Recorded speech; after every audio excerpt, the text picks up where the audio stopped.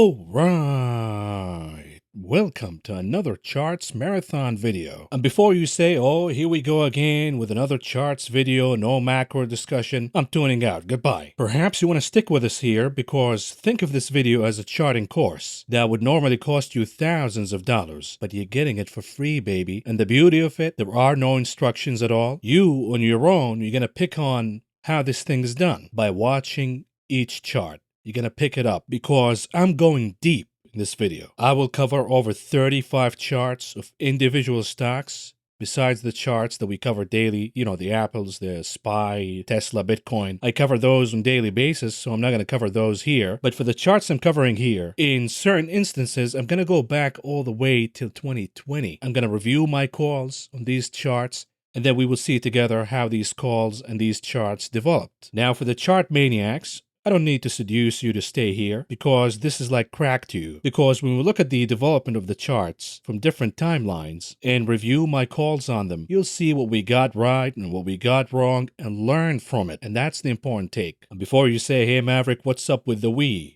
What is this, communism? It's not we, you got it wrong, Maverick. Okay, how about this? We will see what we got right and what I got wrong. You like that better? Now, before we start, a few corrections here. I'm not going to cover Spotify because I have not covered it extensively before. I thought I did, but I looked back and I did not cover the chart before, so there is no point of reference. Instead, I'm going to cover Blackstone and Netflix. Also, by popular opinion, according to the feedback that I got on Twitter, a lot of you wanted me to cover AMD, so I added that too. But before we move on, a few viewing instructions for you. I'm going to go over the previous coverage of each chart from different timelines. For example, if I covered the chart 3 times in the past from 3 different timelines, I'm going to stitch all of that together in one look back video, and you're going to distinguish that by looking at this label right here that says replay. That's how you know this is a replay. This is not me speaking in real time. And of course, in certain instances, when we go back all the way back to 2020 and early 2021, you're going to distinguish that on your own because I used to record the videos using a potato, and I did not have any mic skills. So there you go. Now make sure that you like and subscribe, and if you're able, leave a tip by pressing the thanks button. After all, this is a one-man operation on top of a full-time job, so I'm trying my best here, folks. Without further ado, grab your popcorn, your adult beverage, your notepad, because you might need it. You might want to take some notes. And here we go. Let's start with Alcoa.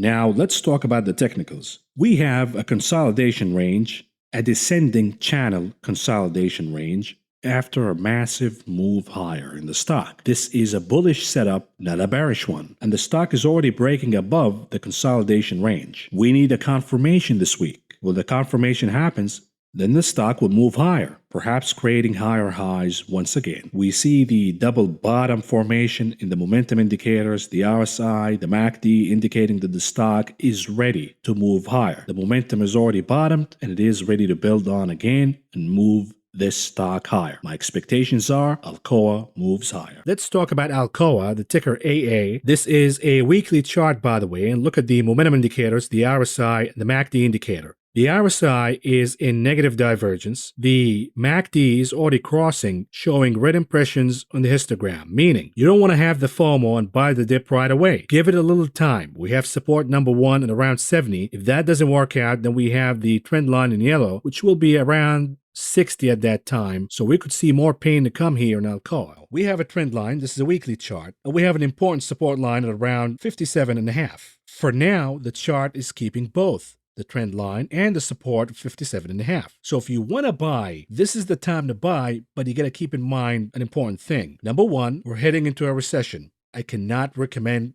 to buy any stock when we're heading into a recession. So if you're going to buy right now for the first time, do it via call options. You buy calls, let's say 60, 65, whatever number you think is appropriate. Let's say with the expiration date of June, July. If the chart doesn't go above your strike price, then you'll know this was not a good deal and you only lost the premiums for the options. You did not lose an investment. You also have the support line and the trend line to look at. If these are broken, then it's probably not a good time to buy. Now here's the update, a weekly chart of Alcoa. I guided you through this chart step by step, and since the breakout of the downward trend channel, we saw massive gains in Alcoa, big time, and the chart maintained the trend, but it was an impulsive rally higher, and all good runs come down to an end. We saw some warning signs that the run is over. For example, when the chart broke below 70 as support, that was warning sign number 1. And then we got another warning sign, maybe a little too late. The experts in charting, they wouldn't wait till warning sign number 2. They would have picked it up right away from warning sign number 1. The warning sign number 2 was we got a rebound from the trend line, and that rebound formed a head and shoulder formation, meaning that the trend will be broken. When charts break trend lines that last for years, usually the bullish run is over despite any subsequent rebounds. Now, in a typical charting behavior, the chart usually try to attempt to reclimb the trend line, as if the chart says, no, I'm not going down. I want to go back to where things were good. This is the psychology. This is how it works. You have folks who've been waiting to buy the dip. Then the dip happens. They get scared. They don't buy until the chart becomes really oversold, and we see these short covering / oversold rallies, and they hop on those a little too late, and they end up holding the bag. But in typical charting behavior, there is a reattempt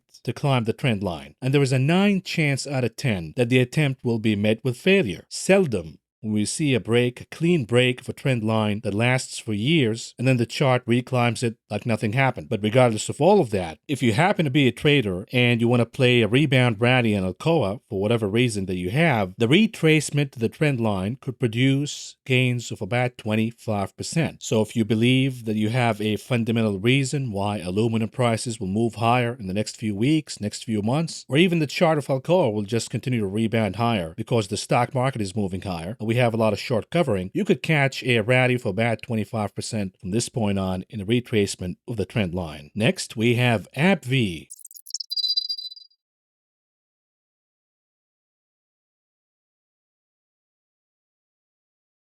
And while I don't have any previous calls in the name, I looked back, the only call that I had using the chart of ABBV is when I bought put options as a hedge before Q1 earnings. And that was the right call, and the reason is, when we look at the weekly chart of ABBV, we got a reversal candle right away after the company reported earnings for the first quarter. And after that reversal signal, the chart went down further. Now, ABBV bulls would argue that what we're seeing right now is a reverse head and shoulder formation, and therefore the chart is bottoming and will soon move higher again. I disagree with all of that, even though I used to be a shareholder of ABBV, not anymore. I actually think that the most likely scenario is the chart going back to the trend line, losing about 9% from this point on. Why? Number one, if there is a risk-on mode in the stock market because the market believes that Powell pivoted, he did not, but it doesn't matter. What matters is how the market perceived what Powell said. But if we have a summer rally from now all the way till September, it will be led by technology, the risk-on kind of names. And this usually means bad news for the defensive/neutral sector that is healthcare. The XLV and names like ABBV tend to lag under risk-on.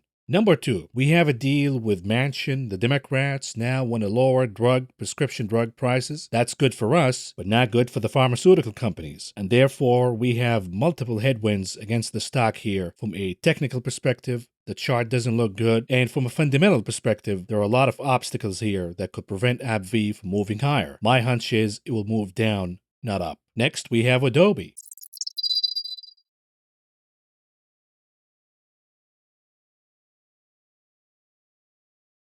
Here's a chart of the ticker ADBE, Adobe, another name that was severely oversold, and it is rebounding higher on the daily chart. The momentum shifted from negative to positive once again on the MACD indicator, and therefore we are expecting, if this relief rally happens, one of the names that would benefit the most is Adobe. But watch out here on the weekly and the monthly, the name remains overstretched to the upside. Of Adobe, ADBE. We had a consolidation range since last year, going back and forth, which you and I know it is a process of gathering energy. This energy will be released one way or the other. In the case of Adobe, this energy was released to the upside, a massive pop higher, forming a channel with defined highs and defined lows, support and resistance. And guess what? Last week, that support was broken big time. This is not a good sign. Look at the volume. The sell-off happened on higher than average volume, and we have a negative divergence on the RSI and the MACD. What does that mean? In all likelihood, Adobe will fall back to the consolidation range it originally broke out from. The ticker ADBE, this is for Adobe, a weekly chart. What's going on here? It appears that the negative momentum is bottoming for now. The chart retraced from the Fibonacci support, and it is moving its way higher. We're seeing an improvement in the RSI indicator. It appears that it is bottoming, and it is reversing the negative divergence. On top of that, the MACD indicator is also moving higher, firming up and showing us green impressions in the histogram. They're still weak, but there's plenty of room for these indicators to become stronger. If they do, that means a bigger rebound for ADBE Adobe. If there is a summer rally, it will be led by names like Adobe. Oversold, very beaten and bruised, but it remains a high quality company. If there's a summer rally, a rebound, this is a name I'm eyeing for now.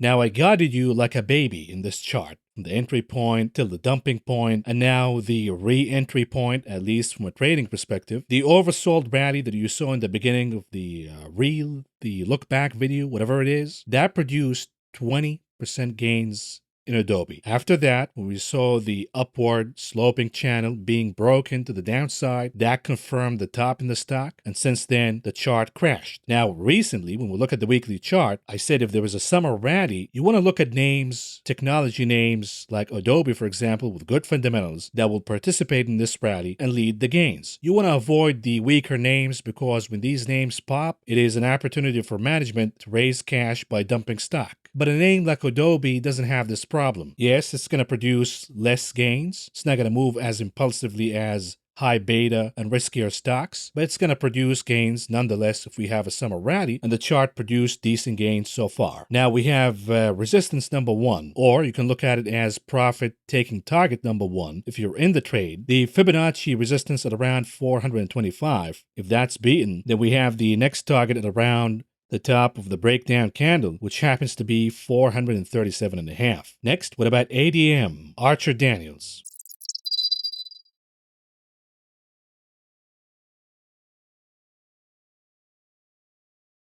Moving on to a daily chart for the ticker ADM. This is Archer Daniels, one of my favorite stocks, which I've been waiting and waiting and waiting for an opportunity to buy because this is yet again a bullet stock. If you are betting on food inflation, grains inflation, the rise of commodity prices, this is one of the best plays in that arena, whether you're betting on wheat prices to go higher or grains in general. Finally, we saw a massive correction in this name.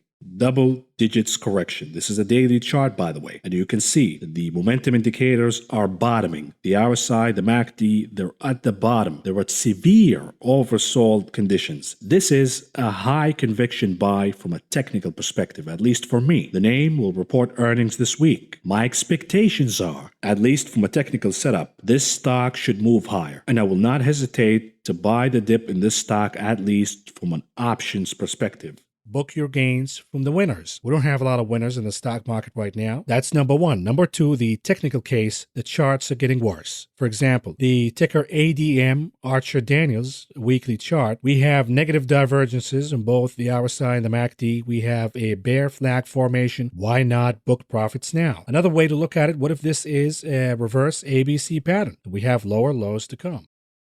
Here's another chart where I guided you like a baby. The entry point to the exit point to possibly the re-entry point. This is a weekly chart of ADM. Since the entry, the stock rocketed higher and gained about 70%. But then I noticed the problem, the loss of momentum, and predicted the ABC pattern. And the ABC pattern played out, producing lower lows for ADM. So getting out was the right call. But we have a recent rebound due to earnings. ADM's earnings were above expectations. We get a decent rebound. The RSI, the MACD, the momentum indicators, as we call them, are improving on the weekly chart. We have a gap at around 84.68. If there are more gains on the chart, that would be resistance number 1 / profit target number 1, and then we'll take it from there. The good news with this chart is it is keeping the trend line. So far, so good. But if the trend line gets broken again, say goodbye. This would be a shorting signal. Next, we have AMD by popular demand. Let's go back and look at it.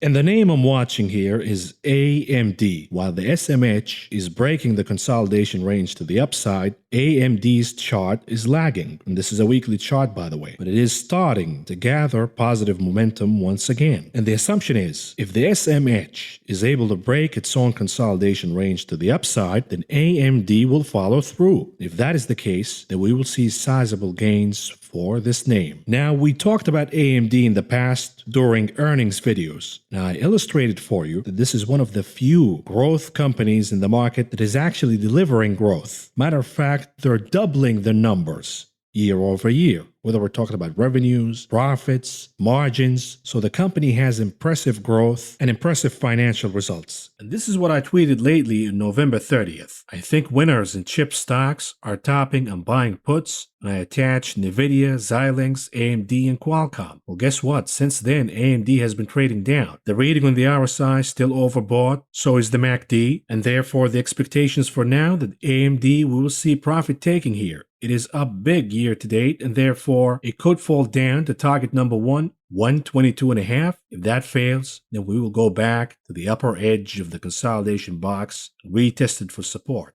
Few notes here. Number 1, the head and shoulder formation. Number 2, the rectangular pattern, or range I should say, in yellow. It has been a consolidation range with defined support and defined resistance. For now, we got to the support, and the assumption is we should get a rebound higher. Number 3, we have a gap at around 95. Could the rebound get us all the way to 95? That's what the bulls are betting for. Another chart where I guided you like a baby, from the entry to the dump and the exit, and perhaps the re-entry now. Maybe a little too soon, but not from a trading perspective at least. You see, the recent rebound got us all the way to 95. 95 was filled, and the next resistance will be at around the top of the breakdown candle, which would be 108.27. And if that's broken, then we have 122.5. That would be a long shot, but it is possible under the right circumstances. Your job as a trader now, if you got in the trade, is to look at these resistance levels and look at them as profit-taking targets. You might want to exit altogether from the first resistance, the second resistance, or you want to push the limits all the way to 122.5. That's up to you. You can be more disciplined and unload, let's say, 1/3 of your position in the first resistance / profit-taking target, and then unload 2/3 by the second resistance and leave the last third ride all the way to the third resistance if it happens. And if it doesn't, you'll know right away that you're wrong and you should take profits and close the trade entirely if the chart goes down to the previous resistance. If it doesn't make it to that resistance, whatever it is, 122.5, 108.27, and it starts to pull back to the previous resistance, now support, then you know you should be exiting the trade. Next, we have Amazon.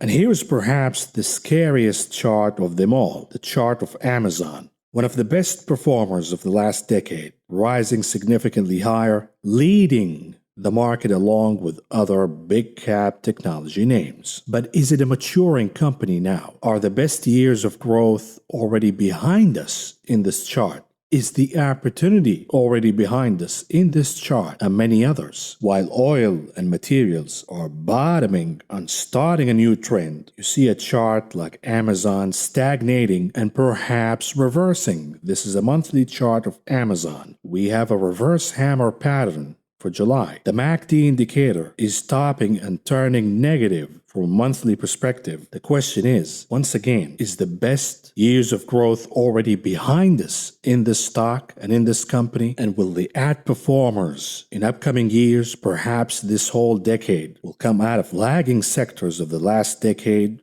We're talking about energy, we're talking about materials, we're talking about financials. And will the underperformers come out of the outperformers of the last decade, the likes of big cap technology names, the FANG names, the software names, cloud, all of these trends that have been dominating the market in the 2010s. Just something to think about. Another one is the ticker AMZN for Amazon. I was already holding calls. I closed those on Friday on massive gains, but the chart suggests for now that we could see more gains to come. For now, it appears that the chart is finding a bottom it is in a bottoming process, at least for now, at around 100, which happens to be a Fibonacci support. Went back and forth, retesting the same support over and over and over again. If the appetite for buying is here, if the earnings are not as bad as anticipated, we could see a rebound in Amazon, because when we look at the MACD indicator from a weekly perspective, it is supportive of an upcoming turnaround in this stock and a move higher. And if that happens, how high can the chart go? The answer is, how bad? To the 130s. That would be my target for taking profits.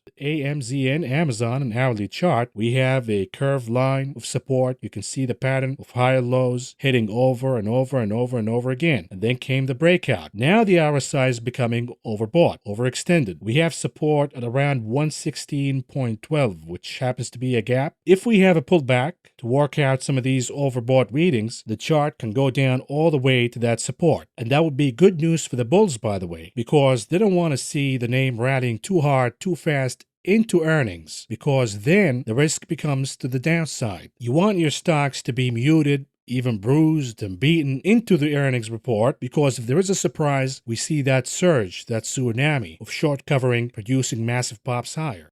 And as you've seen, we've covered multiple charts for Amazon through multiple timelines. Let's start with the most recent, the hourly chart that we talked about a few videos ago. As you can see, the chart went back to seek support from the curve, forming a higher low once again. And then when earnings came out, we saw the rocket ship ride higher. The chart headed into the report with a pullback. That is always good for any chart. Why? Because regardless of how good or bad the report is, the element of surprise and the risk is always to the upside. But if you have a chart that enters the report with a strong rally, the risk becomes to the downside, the disappointment, regardless whether the report was actually good or not. We're going to cover Amazon's earnings in another video. But for now, we also looked at a weekly chart where I said if we have a summer rally, if Jerome Powell comes out dovish, or if the market perceives his statements as dovish, we could see a summer rally. Maybe it's going to last for a week, for 2 weeks, for months, maybe all the way till September. What matters is if we have risk on, Amazon is already bruised, it's down big. It is a candidate for a short covering rally if we have risk on once again. And indeed, we saw massive short covering and dip buying in Amazon. Big pop after earnings. Already got to the 130 target that I talked about. So if you booked profits, you did good, no problems here. But if you want to push the limit a little more, you got the next resistance at around 147.5. That would be a Fibonacci resistance, but I doubt that the chart will make it all the way there easily, because it is a strong resistance. So even if it gets there, you should be taking all profits off the table. I mean, right now, after the massive pop in a short amount of time, if you did not book some profits at least, you're being too greedy here. And lastly, we looked at a monthly chart for Amazon, the reverse hammer. Remember that? Well, here it is. The reverse hammer is still the top for Amazon. Amazing, isn't it? Next, we have AXP, American Express. Let's take a look.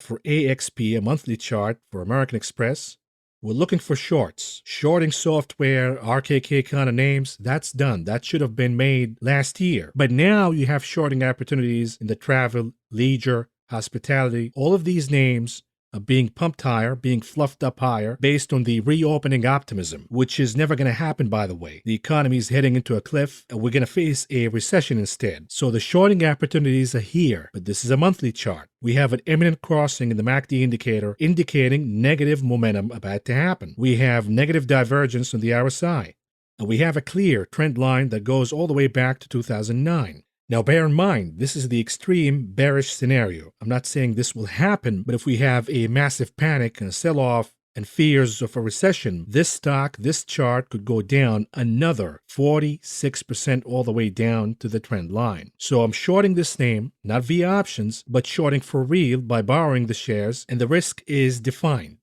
If the macroeconomics data change, indicating that we're seeing more activities in travel and leisure, and the fears of recessions are cooling down due to inflation peaking or whatever, then you know you're on the wrong side, you cover your shorts, and you move on. But for now, the assumption is these travel and leisure names are becoming way overbought, way overvalued due to another story, the reopening story. Remember the software, the RKK kind of names, the story was the future bro. But once the Fed started tightening, the future bro story goes out of the window. Similar story with the stay-at-home stocks. The story was, this is going to be the new normal. You're going to use Zoom, Peloton, DocuSign. That's going to be the new normal. And therefore, the insane valuations back in 2020 were justified. And now we know that that story is bullshit. And I believe that the reopening story is another bullshit fantasy. That's never going to happen. And here's the update. The chart went down since then to the support of 138, but since has rebounded. But this is a monthly chart, folks. So the chart can rebound all it wants from a daily, weekly perspective. That doesn't matter at all. On the monthly chart, the momentum indicators, the RSI and the MACD are still negative, and they're just starting to get negative momentum, meaning there is plenty of room for more pain to come. Now, from a fundamental perspective, what is the argument against AXP American Express? For now, it caters to the affluent consumer. The affluent consumer has not been touched by the recessionary force in the economy, not yet at least. And therefore, the last report that we got from AXP was actually good, was not bad at all. But you're going to start to see weakness in the months to come as the affluent consumer starts to feel the recessionary force too. Stocks tend to look forward, not backward, and when we look past the summer season, what will support AXP results higher if the consumer is about to weaken even more? And by the way, I'm not biased against AXP at all. I used to be long the stock. I bought it back in August of 2020 when everybody assumed that the name is dead and travel will never come back, yada, yada, yada. But all good runs have to come to an end, and this run in these reopening names, in this case American Express, has been overdone. And it's due to come back to reality because the fundamentals don't match the move that we're seeing in the stock right now. They have yet to recover the numbers from 2019, 2018 in certain instances. So why is the chart trading above where it was trading back in 2019, 2018? Doesn't make sense at all. Next, we have Bristol Myers. Let's take a look.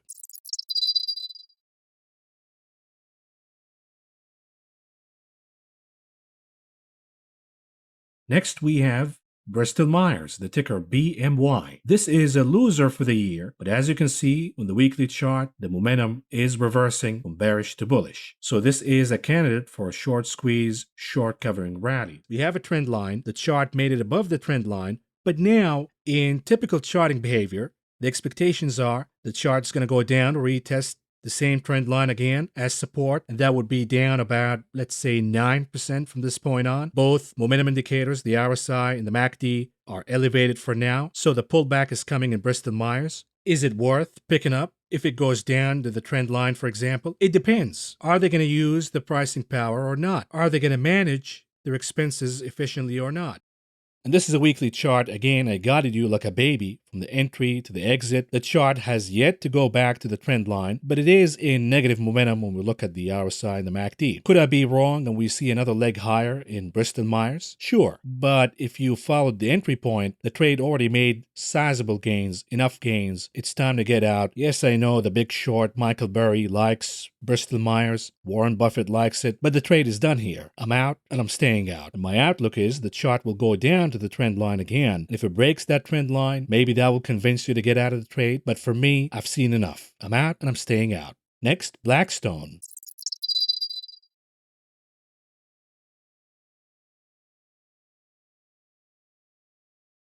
What about a weekly chart for the ticker BX Blackstone? I'm short the name. We have lower highs, we have a sloping line of resistance, and the chart could not make it above that line. We have negative divergences in both the MACD and the RSI indicator, and we have the support at around 108.5. If that support is lost, we will see a flush down, a big one. And this happened, by the way, with many other charts with the same formation. And since the call, the chart went down by over 20%, but it is climbing its way higher again. Now, this is a typical charting behavior. We have short covering, we have dip buyers, etc., etc. So we have resistance number one at 108.54, and then the second resistance, the sloping line, the trend line in yellow, that would be really hard to beat. If the chart breaks above that, then the outlook changes from bearish to bullish. But the assumption for now is even if the chart goes all the way there, it's going to retag the trend line, but it's going to get rejected and fail, and that would be an opportunity to double down on the shorts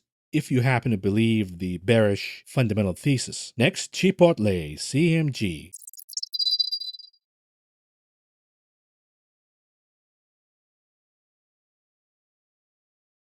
Next, we have Chipotle CMG. Now, I cannot short this name because it will cost me at least $7 million, but I can buy put options on it. Here's the weekly chart. We have a bear flag pattern, and we have relative weakness in the MACD and the RSI indicators. Perhaps the great run of Chipotle is coming to an end? We'll see. And if it does, when we use the Fibonacci levels, the next drop in the stock could take us down all the way, about 18% to the downside, and the support will be at around 1,183.5. Chipotle is down, but it has yet to go down all the way to, let's say, 183.5. So if you bought put options, it is up to you to decide whether to book profits or not. I always say in this market, always be closing. But if you have longer expiration dates, you can hold on this one for a little while, meaning you can close half of the position and then let half ride in case if we have lower lows for CMG.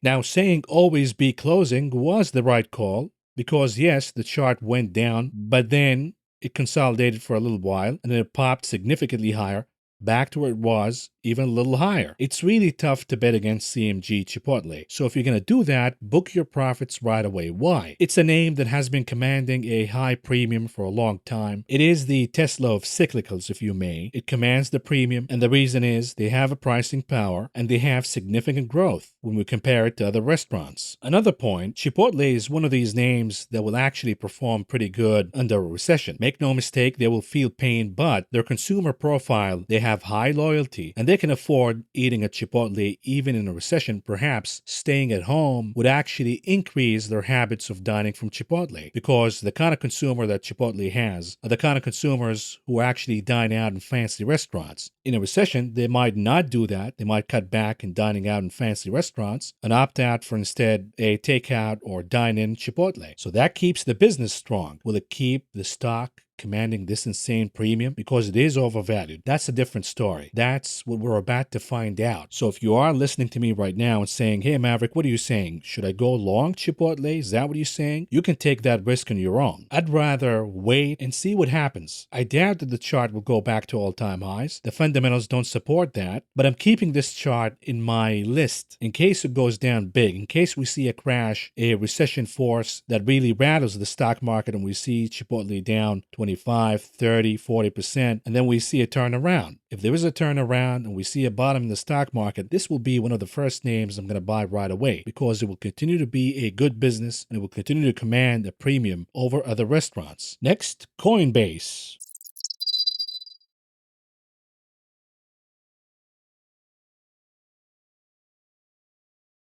What about the chart of Coinbase? COIN, hourly chart. You have another curve, a pattern of higher lows, and then comes the pop higher, the explosion pop. But it got out of hand. We have overbought readings in the RSI. What does that mean? The risk is for a pullback. If Coinbase pulls back, we have support at around 65.87. Now that's too much of a downside. It's only going to happen if Bitcoin loses 20,000 as support once again. But for now, the assumption is a pullback, maybe all the way to 70, and then we see a rebound higher. Unless Bitcoin loses 20,000. Then we'll see 65.87, maybe a little below that. So this is the hourly chart that I covered not so long ago, maybe a week ago or a couple of weeks ago. The chart broke in the curved line of support, not because Bitcoin failed at 20,000 and is trading below that. Matter of fact, Bitcoin is actually above 20,000 last time I checked. But the problem with Coinbase is the fraud allegations that we heard of recently, surprise, surprise, and therefore the chart broke in the curved line. It actually tried to climb it again, and it was met right away with rejection, could not make it, and therefore you know that the chart is weak. Even if there is a summer rally, a risk-on rally, short covering rally, doesn't matter what it is. This name is toxic waste. You know why? Because even if it pops higher, it will be an opportunity for management to dump more stock, to raise cash. So you have to avoid all of these names that have lousy balance sheets because every time we see a pop, the management will dump right on your head because they need to raise cash. And look, I've been bearish on Coinbase since the get-go, since the IPO. I made a video right after calling Coinbase coin bust. We all remember the mania. During the IPO, I was tweeting live and the price keeps going higher and higher and higher. It was an absolute insanity, chasing a bubble, and now we know for sure it was not different. It was yet another dot-com bubble and it got crushed. And these kind of stocks take a long, long time to come back. Toxic waste, leave it alone. Next, CRM, Salesforce.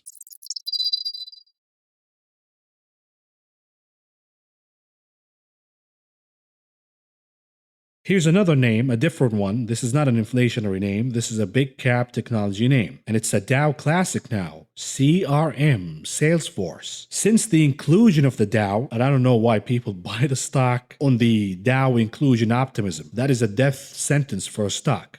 Joining the Dow is not a good thing, by the way. But we saw that consolidation. We saw a channel, a downward trending channel for weeks and weeks and weeks. And now this channel is being broken to the upside. So does that mean that CRM will go back in favor once again? From a technical perspective, yes. From a valuation perspective, perhaps. It is not the most absurd valuation at all in the stock market right now. In fact, it is actually kind of reasonable. And here's the weekly chart. Since that call, the chart went higher and gained almost 32%. Now, I went back and I scoured all of my videos, past videos, to find out if I covered Salesforce before, either before or after the top, and I could not find it. So shame on me. It's an important name. It's a Dow name. I should have covered it more. But right now, it held the support of 158, the Fibonacci support, over and over and over and over again. If the chart wanted to go down, it had ample opportunity to do so, but it chose instead to keep on that support over and over and over again. Now, what does that mean? It means that the chart is asking for buyers. The chart is saying, look, I'm done with the negative momentum. I have positive momentum. Look at the RSI, look at the MACD, but are the buyers going to step in or not?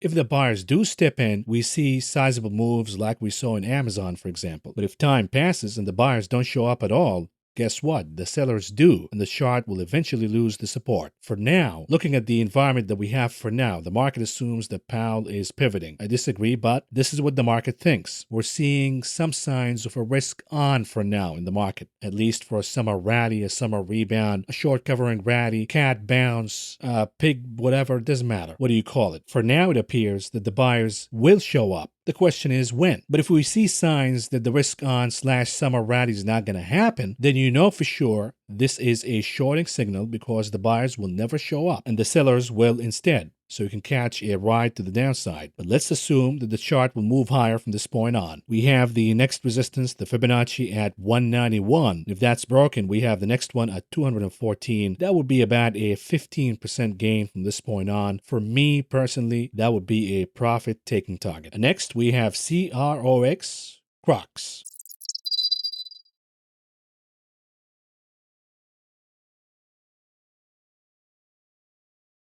Lastly, here is your bonus chart, CROX weekly chart. What's going on here? This is a chart that is pretty much done with the bearish momentum, and it is moving and transitioning from bearish momentum to bullish momentum. How do we know that? Look at the MACD indicator. We're seeing green impressions on the histogram for now. We have 1 day left for the week, but if CROX closes with this indicator showing up a green impression, this is a confirmation that the negativity and the sell-off is over. We will have short covering, dip buying, perhaps a rally for a week or two in this name. And that rally could be big, by the way. If we have massive short covering, it could take us all the way to the next Fibonacci resistance at around 76.5.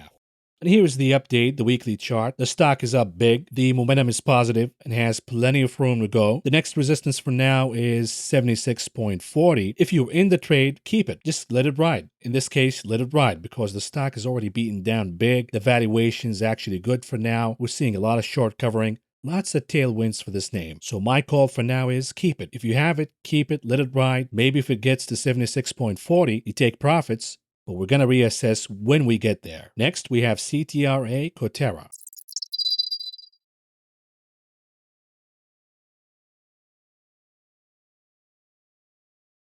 Here's another one, the ticker CTRA, CTRA. This is a monthly chart, and as you can see, we have support, solid support, at around, let's say, 15. The chart, if it wanted to break below that number, could have done that long time ago, but this level held on over and over and over and over again. We also have a sloping line of resistance, and recently, this month, the chart managed to break above that sloping line of resistance. This is a bullish breakout. You look at the momentum indicators, they're not even that extended as we've seen with other charts. So I really, really like this chart, and I've been liking it for a long time, by the way. Here's another one about CTRA. What do we see in CTRA? Obviously, we talked about Freeport LNG. That facility is out now. So the fundamental thesis behind buying CTRA is now pretty much shaken, and soon enough, it could be gone. Why? Because we bought CTRA because we will see natural gas prices moving higher and they will sell more volume to European customers. Well, now they can't do that, at least from the Permian, because the Freeport LNG facility is gone, at least until all the way to late 2022. But from a technical standpoint, we got all the way to the resistance at around 35.64, and the chart pulled back dramatically. Now we have a trend line. It appears that the chart is below the trend line. You can play with the trend line all you want, but the message is clear. We have selling under higher volume, and the trend line is gone. So if you're sitting on profits, why not book these profits and wait for the reaction of the chart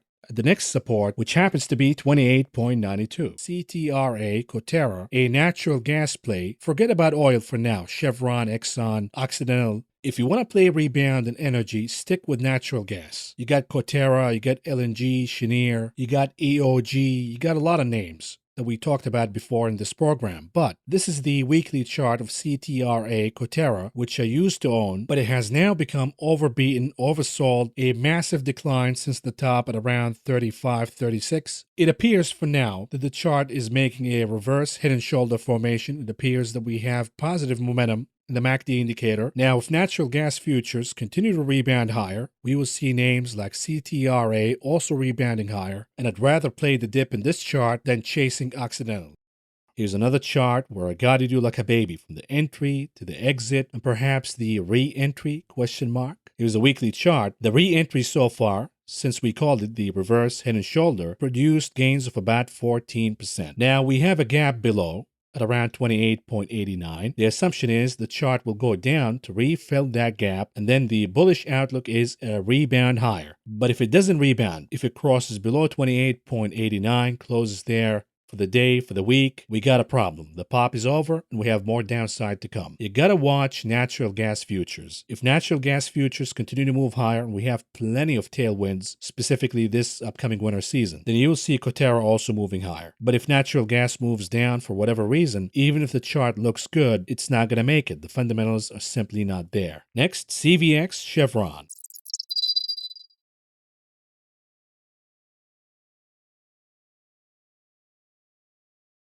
The ticker CVX. This is a weekly chart. We have a massive rebound higher from the bottom, specifically after the Biden election. All of these oil stocks started to move higher. Of course, the geniuses on Wall Street said that once Biden gets elected, it will be the death of oil stocks. They will go extinct, yada, yada, yada. Meanwhile, in this channel, I told you that the election of Joe Biden will be the best thing that ever happened to oil stocks in at least a decade or so. And right away, these stocks popped higher. Chevron, Exxon, even crude oil prices all moved higher. We have a gap since that move in November, and the likelihood is that this gap will not be filled. For now, it is pulling back from an impressive move higher. You see the MACD crossing, that was the signal to take profits from that one gigantic leg higher since the elections. And the stock indeed pulled back, but in the process, still making higher lows. And this is what we're watching for. Will this be yet another higher low? And if that is the case, then the bullish trend remains intact. Of course, the stock is trading higher today, but who knows what will happen by Friday. What I'm watching for is the formation of a higher low. If that doesn't happen and the stock starts to go down, forming lower lows, then we get a problem in this stock, a big one. My expectations are when you combine the technicals and the fundamentals, the stock will hold the higher low and move higher after the report. And the reason is oil prices are rising higher and Chevron is concentrated in the upstream business, which has done tremendously, at least this summer travel season.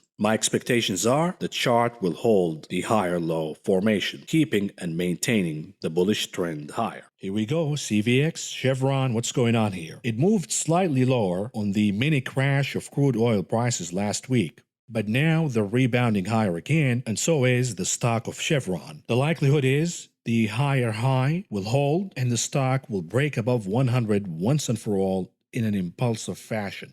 And therefore, on Friday, I took half of my position off the table. Not because I think Chevron is bad or is peaking or whatever. I'm just trying to raise as much cash as I can. Here's another chart where I guided you like a baby from the entry point to the profit taking point. No re-entry so far, because here's the update weekly chart. Since the last bullish call, the chart gained about 85%. And I bought it before that, by the way. I bought it back in July of 2020 when everybody said that oil is dead. But since the impressive rally in Chevron, I decided to take profits. And you heard what I said in that chart. Since then, it went down big. But after earnings, it popped higher again. I used that opportunity to take the rest of my position off the table. I'm done with Chevron. It's over. That doesn't mean you should short the name, by the way, because the tailwinds for oil remain intact. We could see a pop higher again for CVX. It might make all-time highs once again. But what I'm saying is the best of the gains are already behind us, and I have better use for the money than parking in CVX forever. Next, we have ENPH Solar. Let's take a look.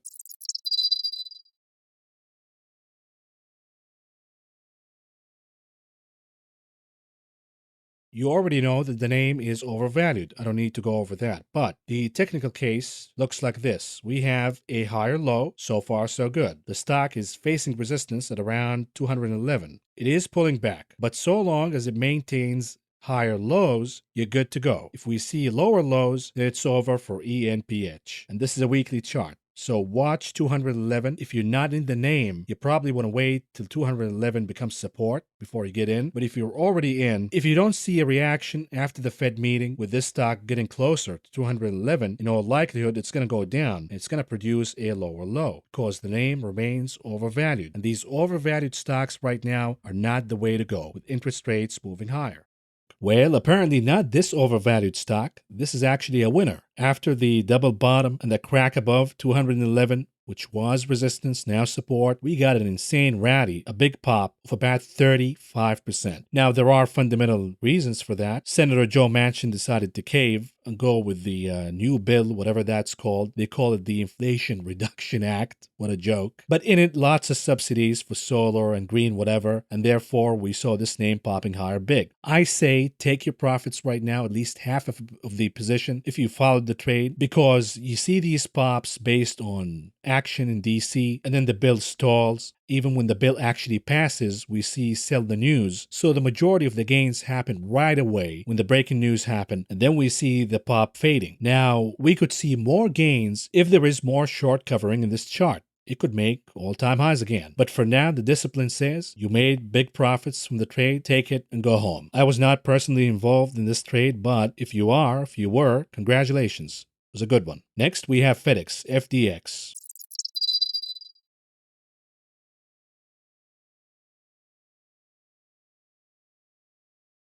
And lastly, here is a FedEx chart. This is a weekly chart. We have a pop, big pop that we got today. The momentum is becoming positive. We have a sloping line of resistance. If Jerome Powell delivers tomorrow, the assumption is you get a pop higher. And then we have the resistance at around 241.5. So the risk for now is to the upside. But if it doesn't make it above the sloping line of resistance after all of these tailwinds, number one, the increase of the dividend, the pop after that, the shakeup in the C-suite, and how the stock reacted upon that news. And then you got the technical factors of the momentum improving and the chart knocking its head right on the sloping line of resistance. All of that leads that we should get a pop above that sloping line. If that doesn't happen, that is a massive sign of weakness, a sign that you should double down on the short. But again, the risk in this chart is to the upside right now, looking at it this moment. And since then, the chart made it above the sloping line of resistance, and now we have the resistance at 275 if it runs higher. I would not fight it. If you have the name, ride it higher, because in the short term at least, we could see really favorable scenario for FedEx. If fuel costs continue to go down, and they are for now, their expenses will go down. In the meantime, they continue to charge insane prices. We're not seeing the pushback yet. In other words, FedEx, maybe for a month or two, can maintain lower expenses and higher revenue, and that would be good for the stock to move higher. Next, we have FMC.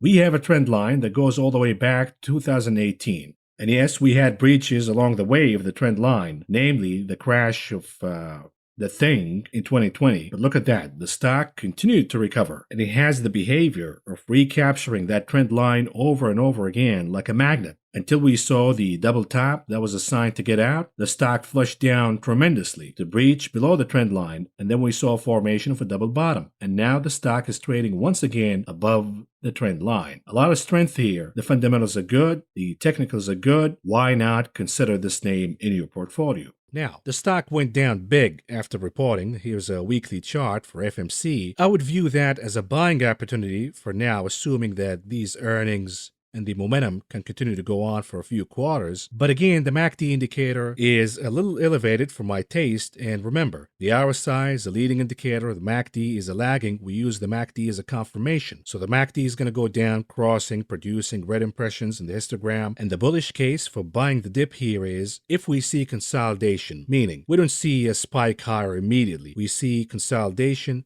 holding ground, gathering energy, and then we see all of these overextensions in the technicals being worked out. If the company's fundamentals remain intact, we could see this name moving higher again. So I'm sticking with FMC for now. Here's the chart of FMC, another agricultural name, herbicides. I'm done with it now. It took all of my profits, and the reason is we're seeing negative divergences on both the MACD, the RSI indicators. From a weekly chart perspective, we have what it appears to be a reverse ABC pattern, which should take us all the way down to the trend line at least. Another chart where I guided you like a baby from the entry point to the exit point and possibly the re-entry. I'm not sure about the re-entry right now. Yes, the chart's moving higher, but I'm going to be really picky before I get back in because I have resistance number 1, 111.14, and then we have resistance number 2, 112.70, that's the gap, and then resistance number 3 is the old trend line, as you can see here. And if the chart magically makes it above all of that, we have resistance number 4 at around 122.11. I'm going to be picky here until the chart show me the money. Do the heavy lifting for me, and then I might be back in. What does that mean? If the chart passes above the old trend line, resistance number 3, and secures that as support, then I'm interested to go back in and buy FMC. But for now, I'm out, I'm staying out. If you want to short, watch the trend line in yellow. If that's broken, that's your shorting signal. Next, we have Home Depot, HD.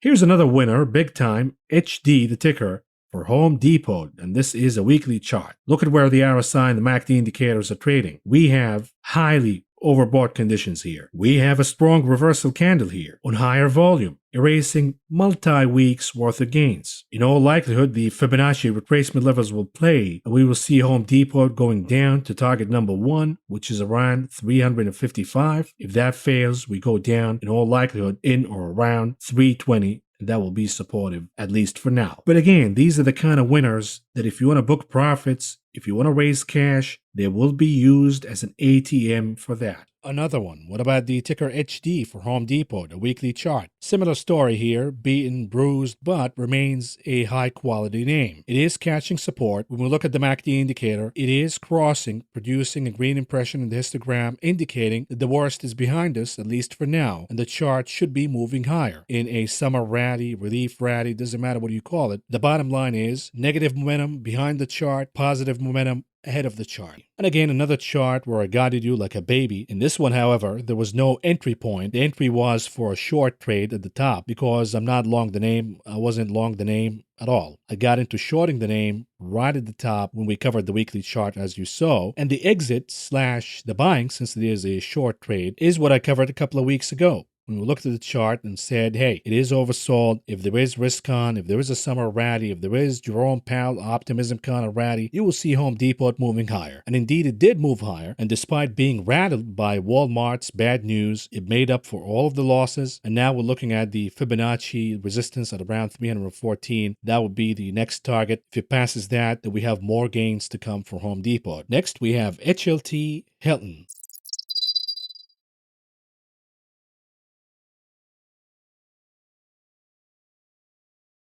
We start with HLT Hilton. This is a weekly chart. Again, you have a trend line the trend line was broken for good, and then you have a gap at around 92.84. The assumption is you're going to see this chart flushing down all the way, closing the gap. Now, you look at this chart, and it is a reminder, if you watch the previous video, of charts like Shopify and Etsy before the crash. So if you missed on Etsy and Shopify, the leisure sector is providing you with shorting opportunities, because what happened to Etsy and Shopify will also happen to the hotels, casinos, the cruises, the airlines. All of these names are going down because the economy will hit a recession. Here's a weekly chart. The update, it went down since we made the call, but it's almost back where it came from. And now we have resistance number 1 at 127.47. That would be filling the gap. And there is a high possibility that this will happen. And then we have resistance number 2, the top of the breakdown candle at around 143.73. I doubt that it's going to get all the way over there, but if it does, I will double down on the shorts because the thesis, the shorting thesis, is still here. When you look at the company's numbers, they're not even recovering 2019 numbers. They're only expanding the revenues because they're charging more. Well, they're going to lose this inflationary power when the economy hits a recession. Next, we have Honeywell, HON.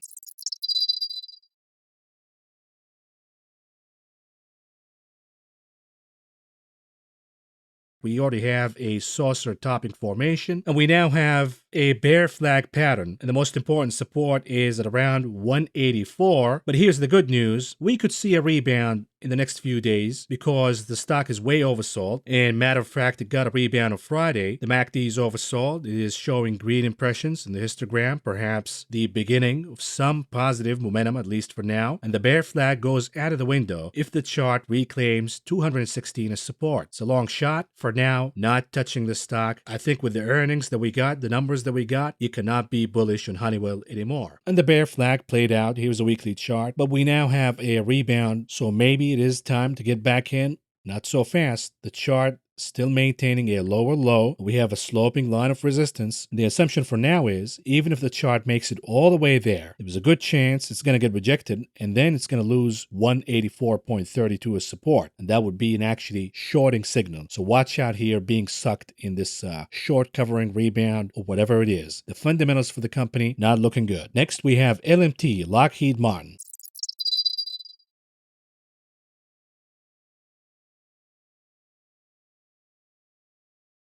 LMT, Lockheed Martin. I bought the stock in anticipation of a break higher above the descending line that has been going on since the COVID-19 drop. Of course, the stock is trading down by about 3% today, but I view this as an opportunity to buy the stock. It has an excellent dividend, it reported excellent earnings, and it remains one of the safest stocks in the market. The U.S. government, the war addict that it is, will not let Lockheed Martin to suffer financially. But looking at the technicals alone, the stock moved significantly higher off the support of 339, breaking above the descending resistance line. And now it is consolidating in what it appears to be a bull flag formation or a cup and handle formation. Both are positive bullish formations, and therefore I view the dip in the stock today as an opportunity to buy. Yet keep in mind, this is not a trading stock. This is an investor type of stock, meaning that you buy it and you keep it in your portfolio for a long time with the goal of capturing a safe 3% or so in dividends.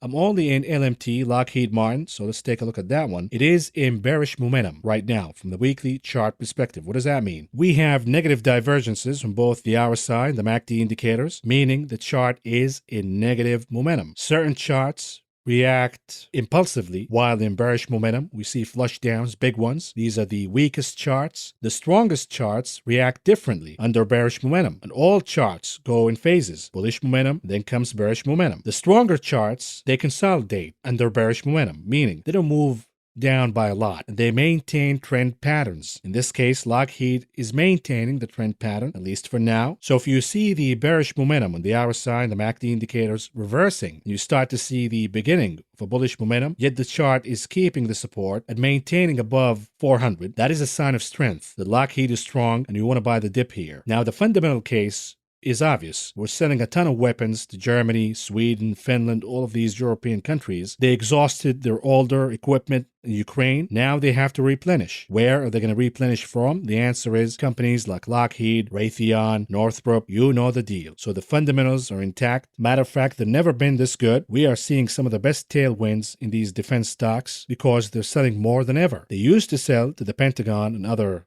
governments under approval, of course, but now they're going to sell a lot more. Germany alone is going to increase defense spending by $20 billion.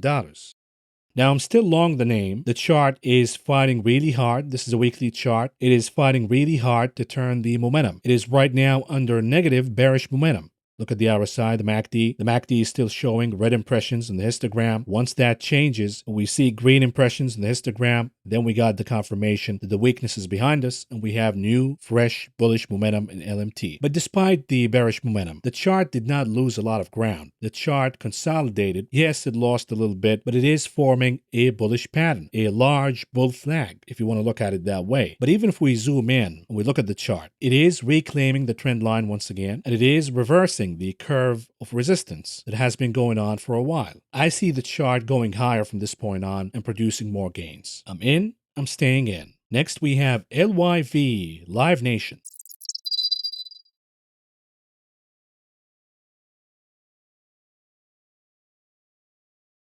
Let's start with the ticker LYV. This is for Live Nation, a weekly chart. I shorted the name last week, and I'm talking about a long-term short, not via put options, an actual short of this name. If the economy is about to slow down, or we're going to see the consumer adjusting their behavior, then spending thousands of dollars in concerts and entertainment is not the way to go for the consumer.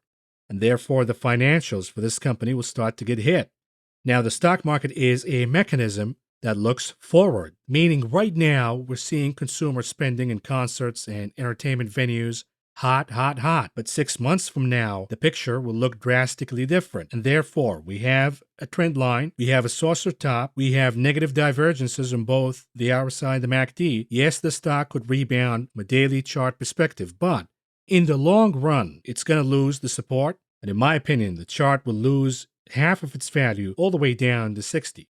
And here's the update, a weekly chart. While the chart is not all the way down to the 60s, it got all the way down to the 80s, and then it rebounded higher, big time. Now we have resistance number 1 filling the gap at around 92.31. That's already done. And we have resistance number 2, the top of the breakdown candle, around 105.33. I doubt that the chart will go all the way there, but if it does, it will be a doubling down opportunity for me in the short. Why? Because when we look at the monthly chart, the more important chart, it is still in negative momentum, and it appears that it is forming a head and shoulder formation. I'm short and I'm staying short. Next, we have MOS Mosaic.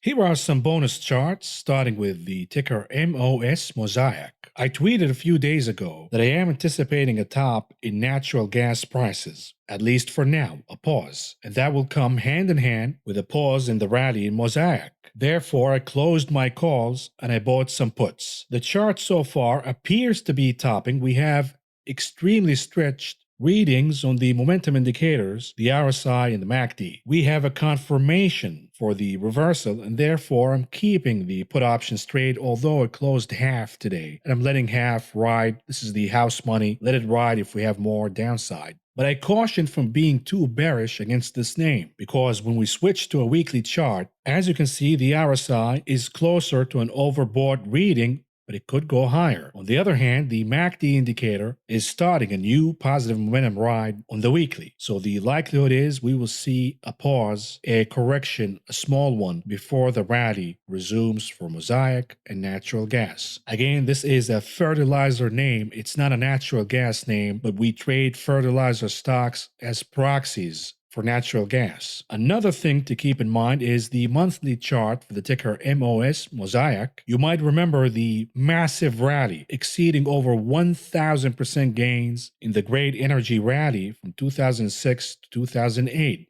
And I remember back then I used to joke that there is a lot of money in shit. And I was right, because natural gas prices exploded higher, and therefore, by default, these fertilizer names also popped higher. Who's to say we're not going to be in another great energy rally to come? We're not through with inflation. We're not through with the supply chain issues. We're not through with the energy crisis. We're not through with the Fed's accommodative policy. And therefore, once again, if this winter season, the forecast comes out indicating that the season will be colder than expectations, watch out for a massive rally here in these names. What about the ticker MOS Mosaic? This is a weekly chart. We have a massive pullback. We have a negative divergence on the RSI. The MACD indicator is highly extended. It needs to pull down. Give it a little time, folks. You don't have to buy the first dip when it happens right away. You could be catching a falling knife, specifically if natural gas prices don't rebound. For example, when we use the Fibonacci support, we could go down another 9.5% before the chart finds support and before the excess in the MACD and the RSI is washed out. Are we seeing right now a formation of a head and shoulder pattern? And if it is, then the critical line becomes 59. If 59 is broken, you probably want to wait for a better entry price because the stock will have further down to go. And then we have the ticker MOS, Mosaic. This is a daily chart. We have a head and shoulder formation. And we talked about 59 as an important support. We now have a confirmation that 59 is done. It's no longer support. So in all likelihood, Mosaic could go down all the way to the trend line in yellow. And that would be a steep loss. Why not book profits before that happens? MOS, Mosaic. This is a daily chart. When I sold the name, I pointed out the head and shoulder formation. I pointed out the last support of 59. Since then, the chart went down big, all the way down to the original trend line in yellow, which should serve as strong support and produce a rebound rally. So this is yet another chart that I'm eyeing if we have a summer rally, but I'm also watching natural gas futures before I make that decision. Here's another chart where I got to do like a baby, from the entry point, the exit point, to perhaps the re-entry, at least from a trading perspective. This is a weekly chart of MOS. The entry was actually, for me personally, was back in April 26, 2021, when I produced a video talking about agricultural stocks and the upcoming food inflation. Who would have thought that, right? Who could have predicted that we're going to have inflation in food? Well, this guy did. And then we got the head and shoulder formation. That is the confirmation that we have a strong top, usually head and shoulders, very strong, sticky tops. In most cases, the head and shoulder top sticks for years. For now, we're playing a rebound via trade. It's a call options trade. You should have booked some of the gains because last week the name shot up higher. Now it is moving down slightly, but the trade turns into an investment once again if the chart makes it above 59. Show me the money. Let the chart do the heavy lifting and get all the way to 59. If it does, then you can buy it again. But for now, this is a tradable chart, but I'm out and I'm staying out, at least for now. And by the way, here's the monthly chart update. It is holding trend for now. So when we talk about the great rally of 2008 in MOS, and whether it can be replicated or not this time around, the answer relies whether this trend line is intact or not. If the chart breaks the trend line, it's not going to happen. If it maintains the steep trend line, then it could happen, but it all depends on natural gas futures. You want to watch natural gas carefully if you want to buy this name or trade it higher. Next, we have Microsoft. And I want to start with this comment from the viewer. The viewer says, Maverick, I love you, man. You know that. But saying that your Microsoft sale last year was timely is complete bullshit. And you know it. You know you screwed that up, and so did I. Or do I? You sold it right before earnings, near the third quarter of 2021 at around 305, if I recall correct. And after earnings, it shot up a full 10% to 340 and stayed there all the way till the end of the year. Another 3 months. And you said nothing.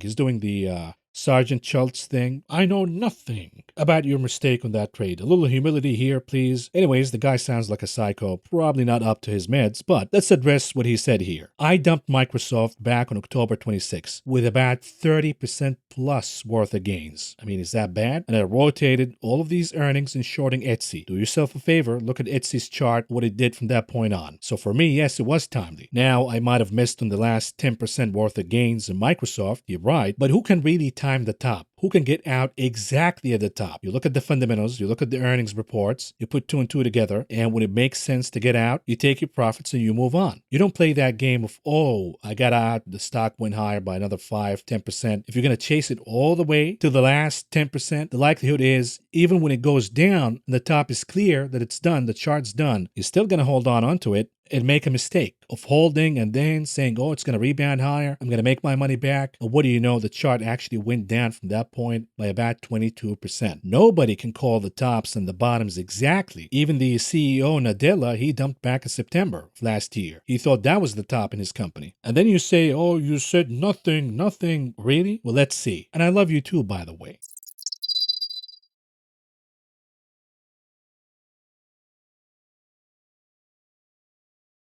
What about Microsoft? What's going on here? One of the large caps, clearly a winner year to date. I used to own the name, no longer. Look at where the MACD, the RSI trading overbought. We have negative divergences forming here. The selling on Friday last week was on higher volume, and therefore my expectations are Microsoft will flush down to retest the upper line of the channel that has been trading in since last year. And we'll take it from there. Here's another one, Microsoft, way overbought. So we know that Microsoft was pretty much chiefly behind the rally in the Qs, along with Apple, Tesla, and Facebook.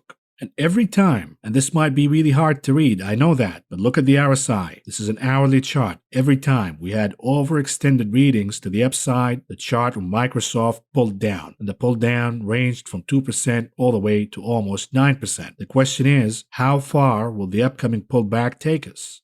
So here it is, the update on the 1 hourly chart. It got us all the way down 30%. That was the top right there and then. So when the viewer says nothing, I actually guided you through the top exactly. And here's the weekly chart. You can see the chart went down all the way to the channel and then it lost 270. That was an important support. And the chart formed a head and shoulder formation, which means this is a strong top, at least for now. And head and shoulder tops, they're not easily beaten. Yes, now the chart is above 270, and the next resistance would be at around 291. I'll be interested in getting back to Microsoft if it actually gets above 291 and it closes above that on a weekly basis. Otherwise, this is a bear market rally. It's going to last for a little while, and then it's going to fade again. And next, we have MSTR MicroStrategy.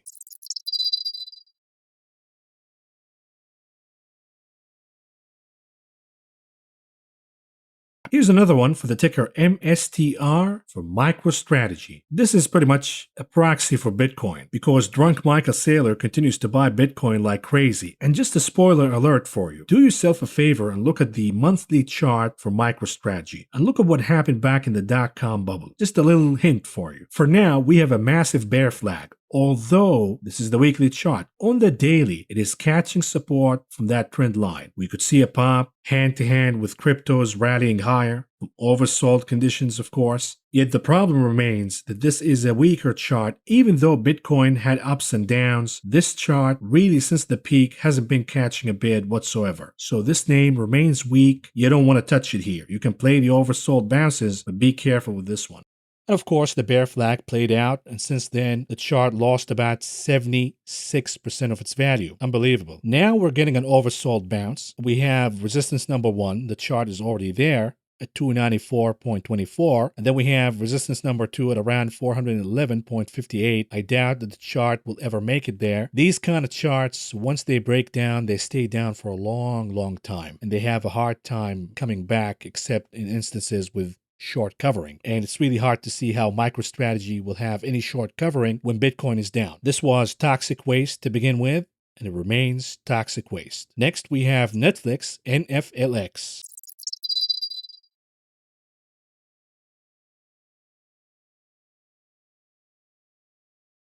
Next, we have Netflix. Why are we calling Netflix weak when it is trading pretty much at all-time highs? The reason is, when you look at the weekly chart, perhaps we're seeing a false breakout. We have a consolidation range. We had a breakout. Now this breakout is fading away. We have negative divergences in both the RSI and the MACD. We have a confirmation of the bearishness in the MACD. What does that mean? Sooner or later, the chart will fall back into the consolidation range. And this is not a good outlook because when you have a false breakout to the upside, in all likelihood, the consolidation is a process of gathering of energy. If you're not going to break to the upside, you will break to the downside. So be careful with Netflix here. I understand we have the lockdowns again, and that could be a positive catalyst, a tailwind for Netflix. My line in the sand is do not fall back into the consolidation range. So long as the chart is trading above the consolidation range, then we're good to go. Here's the update weekly chart. Since then, the chart made a bear flag pattern. It went back into the consolidation range, the box, the rectangle, whatever that is, doesn't matter to me. But the chart made a violent move in breaking that consolidation range. It did not even bother staying there for a few weeks, thinking, reflecting before making the move to the downside. But regardless of that, you got a lot of opportunities to short. If you did not do it from the reversal candle, you got the bear flag. If you did not catch the bear flag, you got it when the chart went down into the consolidation range. And after that, when it lost important support and lost the consolidation range altogether, so you had plenty of opportunities to short Netflix. Now the name is catching an oversold rally, a short covering rally, and we have multiple resistance lines. Number 1, 231.32, and resistance line number 2 at 290.25, and the third resistance at around 346.18. Now, if you're catching a trade, if you're playing the short covering rally for now, summer rally, doesn't matter what you call it. Look at all of these targets as profit-taking targets. Which one is good enough for you? Because the chart's not going to just blast all the way to all-time highs. That's not going to happen. So are you buying it as a long-term investment? You think Netflix will move higher in the next 10 years? Or are you playing the trade higher? If you are, look at these resistance levels as profit-taking targets. Next, NTR Nutrien.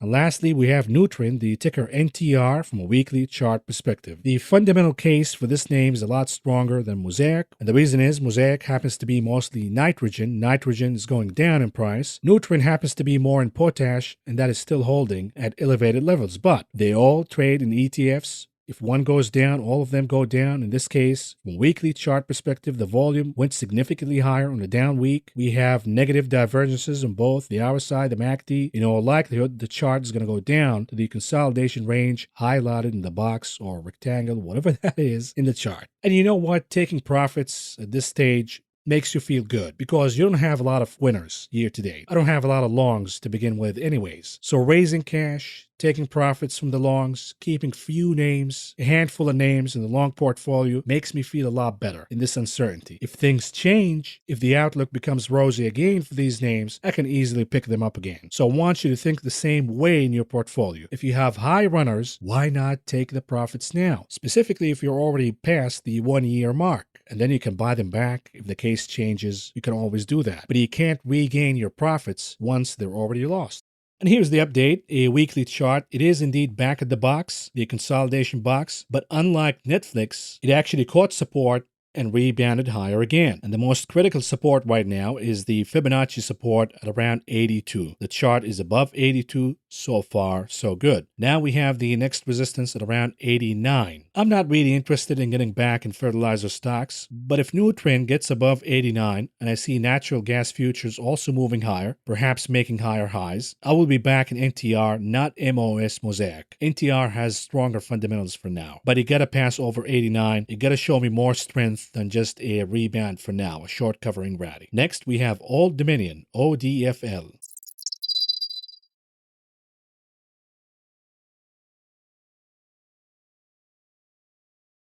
Here's another chart for the ticker ODFL. This is for Old Dominion Trucking. When you have diesel prices down, when you have gasoline prices down, when you have wage inflation kind of cooling off in trucking, yes, if we have a recession, that would be a headwind, but we have tailwinds in the inflationary pressures easing. When you look at the chart, we have a descending sloping line of resistance. This is a weekly chart. You look at the MACD indicator. It is about to cross. It is about to reverse the bearish momentum and create new bullish momentum. It has already crossed above the sloping line of resistance. This is good news. Now, can it close the week above that? This is what I'm betting for, and therefore I bought call options in this name. I wouldn't buy the stock. I'd like to do that via call options to de-risk in case we have a crash in the stock market entirely, which will take this stock down too with it. There is no escape. If we have a crash, everything crashes. But again, this is a good looking chart because when you zoom in to a daily chart perspective, what do we see here? We see a double bottom formation and the chart moving above the resistance in the sloping line. So far, so good. And again, the bet here is that we will see a pop that will take us all the way to the next resistance at around 290 to 300. And since then, here's the weekly chart. We got a pop of about 17%. Now, as a trader, if you bought call options, you want to close those 17% in a short amount of time is good enough. But if you're buying those as an investment, as if you want to buy the stock, it has more room to go higher. It has all the way to 320.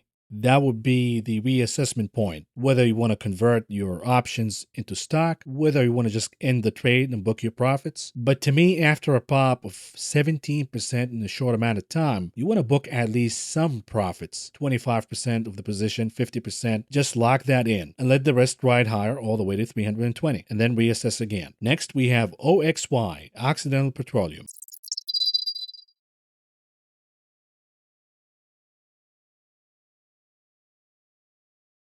Now, what about the ticker OXY for Occidental Petroleum? This is a weekly chart. Buffett has been buying, supporting the name to move higher. But should you buy it at this stage right now? Technically speaking, no. You might catch a rebound here and there, but the weekly chart says it should go down because we're seeing a pattern of a head and shoulder formation. We're seeing a negative divergence on the RSI from a weekly chart perspective. We're seeing negative divergence and impressions on the MACD from a weekly chart perspective.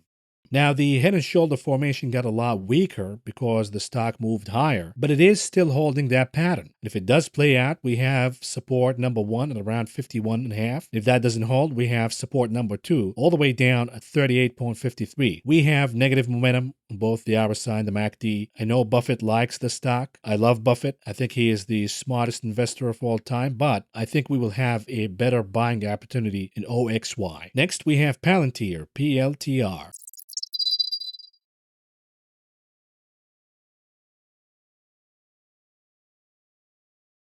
Here's Palantir, a weekly chart. Again, you have the center of gravity, the trend line in yellow, acting both as support and resistance. Of course, there was a trading range, 17 as support and let's say 27.5 as resistance. The chart broke into support, not a good sign, and now we have this sloping line. We'll see if it's going to hold as support or not. We're close. If that doesn't hold, then boy, this is going to flush down big, and it is a recent IPO, so you're not going to have a lot of technical indicators to guide you here. Here's the update weekly chart. It caught support from the line. So far, so good. But even after closing the gap, the chart is not moving significantly. It is still consolidating, showing a lot of weakness, no desire for bidders or buyers to hop in and buy the stock. So I say leave it alone. There are easier ways to make money than buying Palantir and hoping that something will happen. Now, do you short the stock? It is extremely overvalued still, but not until it makes a lower low. You don't want to short right now when the stock is already down big. The shorting opportunity was back then. Again, there are easier ways to make money shorting other stocks besides PLTR. So I say leave it alone. Just leave it alone. This is a disaster zone, radioactive, leave it alone. And by the way, where are the pumpers? Remember the Palantir pumpers on YouTube and social media? Buy Palantir, bro. It's going to go to the moon. What a bunch of fools. No experience, no fundamental analysis at all, no technical analysis at all, just following the hype, pumping, and causing other folks to lose their money. I warned you about these false prophets and pumpers. And by the way, what about the CEO and the executives? The Palantir cult kept saying, oh, Alex Karp is just dumping stock because he has to. He's just getting his package. Yeah, well, he got rich, you got poor. I'm not buying a stock when the CEO is dumping. And you should make that a rule, a lesson. Don't buy a stock when the CEO is betting against you. Next, we have TAN, the solar ETF.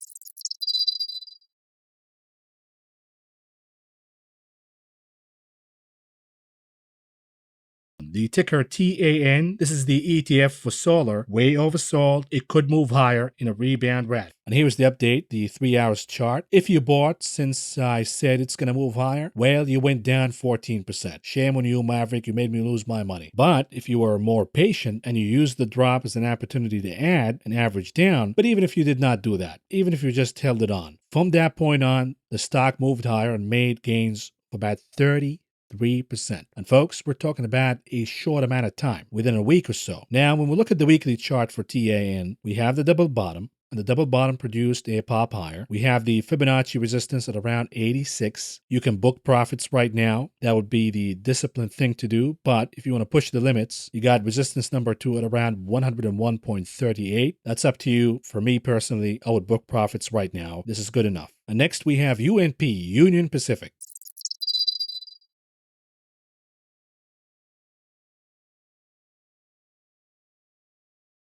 Now, when we look at the technicals, here's a weekly chart. You got a trend line, and we are pretty much at the trend line. We got another bounce. When we zoom in, you got the resistance at around, let's say, 230, 233, doesn't matter. And the chart is rebounding for now. If the chart closes the week above 233, and I'm being conservative here, but if it closes the week above this number, then so far so good. We could see a continuation of the rally and the bounce from the trend line. But if the chart pulls back before this target of 230, 233 to be more conservative, then watch out here. The next step is breaking the trend line once and for all. So I wish I could sugarcoat this for you, but you're better off using whatever bounce we're having in the stock market right now to reduce your losses and get out. It's a lot better than holding and hoping that the chart is going to recover to 260 and beyond. What if it breaks the trend line? You're better off reducing your losses and sleeping soundly, and then you can make up your losses by another, perhaps a better opportunity. And here's the update, the weekly chart. It broke the trend line and then reclaimed it again. So we have instances, the 9 out of 10, when the chart reclimbs the trend line and move higher after that. It is a rarity, and usually when the chart breaks the trend line, a clear, clean trend line that goes for a few years, once that line is broken, even if the chart reclimbs it again, it's going to break it once and for all. It is sort of like the Lazarus reflex. It is dead, but it's moving. It's a reflex. Now, the resistance at around 233 is still here. The chart did not make it above 233. The assumption for now is, even if it go all the way there, the assumption is it will be met with rejection, and the rejection could produce a move all the way back to the trend line. If the trend line is broken once again, that would be a shorting signal. So you're going to go long if the chart closes on weekly basis above 233, but you go short if the chart gets rejected and it breaks the trend line once again. Next, we have the WWE. Take a look.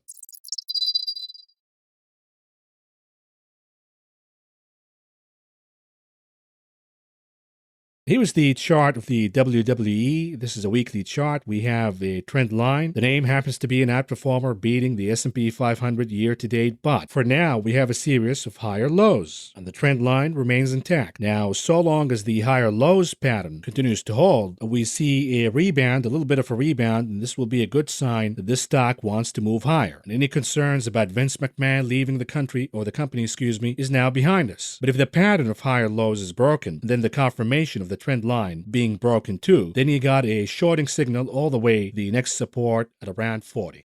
So Vince McMahon is gone now. This is a weekly chart, and the chart maintains higher lows. So far, so good. No shorting signals at all. If you're long, stay long until you see lower highs in this pattern, because a lower high usually means a lower low coming. So if you're long, stay long until you see that. If you're short, there's a lot more has to happen besides a lower high for you to short. There are better shorting opportunities elsewhere. So we move on to ZIM.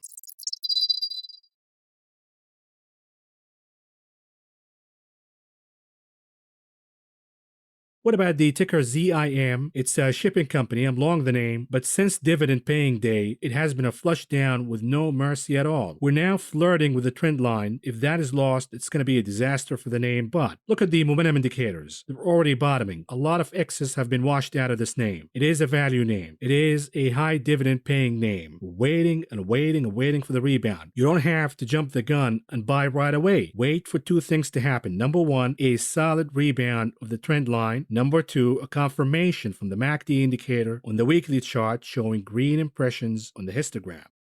And again, the chart broke the trend and then it reclaimed it again. So we go back to the 9 out of 10 chance that the chart will fail the trend line again. Only 1 out of 10 cases where the chart fails the trend line, then reclaims it higher and keeps that as support. 1 out of 10. 9 out of 10 cases, the chart fails the trend line once again. And this is exactly what happened. And since last time we covered the chart, it went down by 28%. Now, when we look at the weekly chart, we have a double bear flag pattern. The bear flag, first one played out, and now we have another bear flag-like consolidation, indicating that lower lows is the assumption for now. But most importantly, look at the MACD indicator. Even after the chart climbed the trend line, that was a false positive, because if you looked at the weekly chart, we did not get a confirmation in the MACD indicator. It never showed us green impressions in the histogram. It never crossed. That was the sign right there and then that even though the chart reclaimed the trend line, it was a false positive. It's going to go down again. The assumption for now is if we have lower lows, the support would be at 33.5. And then we'll take it from there. And with that, folks, here it is. The marathon is over. If you made it from the beginning all the way till now, let me know in the comments. Tap yourself in the back. You made it. Well done. Hell of a job. You are now a true chart maniac, and I commend you for that. Now, the bad news is this will be the only video that you're getting from me tonight because I want it to sink in. I want people to see it. We don't have any new development on the charts, on the daily charts for the market right now. So I'm going to be back tomorrow with the earnings review video and with the market commentary and the technical analysis video. Again, folks, this is a one-man operation and it gets really overwhelming. I have lots of videos that I want to produce for you, about over 30 folders, but where's the time? And sometimes what bugs me is sometimes these video ideas, when they sit for too long, they actually become outdated. So bear with me here. But for now, thank you for listening. Thank you for watching. Thank you for your support. I will talk to you again tomorrow.